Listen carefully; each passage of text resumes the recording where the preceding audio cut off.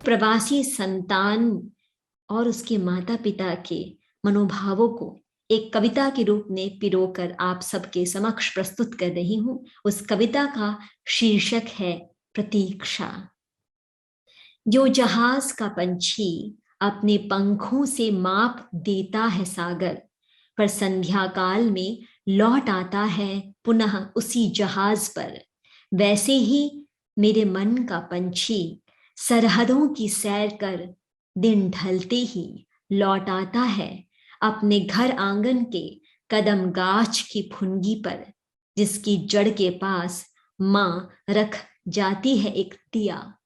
उस दिए में रखी है प्रतीक्षा की बाती, नेह की तरलता पीकर जिसमें जल उठती है उम्मीद की लौ। उस लौ में दिख जाते हैं मां के सजल नेत्र,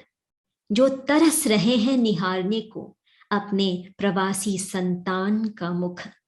इस क्षण का मूल समझती है प्रवासी संतान भी, जिसने बरसों से नहीं देखा सम्मुख प्रत्यक्ष सजीव घर आंगन।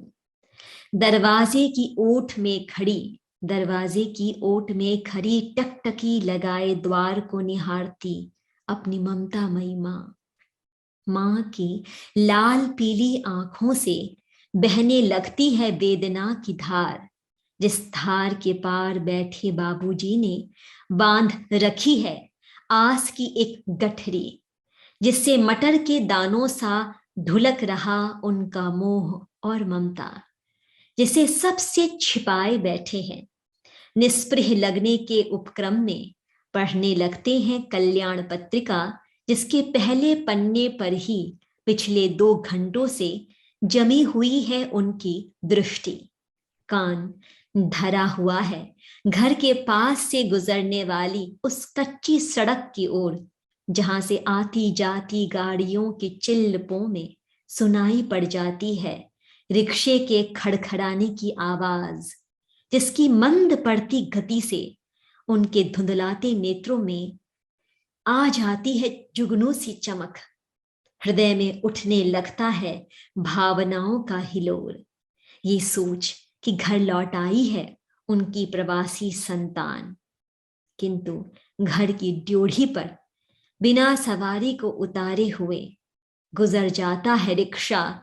जिसका निर्मोही टायर निर्ममता से फोड़ देता है उनकी आस का नारियल, जिसमें से बहने लगती है उनके मन की पीड़ा, जिसे सांझ की चाय के साथ घूंट घूंट पीने लगते हैं बाबूजी, जैसे नोर झोर होकर मां पी लेती है बिना नमक सादे चावल का पानी। प्रवासी संतान की प्रतीक्षा में युग जैसे बीत रहे हैं उनके दिन, और एक दिन रिक्शा आकर रुक जाता है उनकी ड्योढ़ी पर, खड़खड़ाना छोड़ उतार देता है अपनी सीट पर सवार उनके कलेजे के टुकड़े को, जिसके आने की आस में द्वार के कपाट बंद प्रतीक्षारत हैं दोनों प्राणी।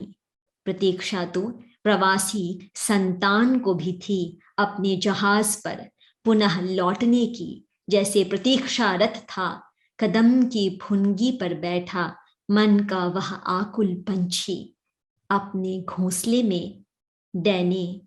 पसारने को, अपने घोंसले में डैने पसारने को।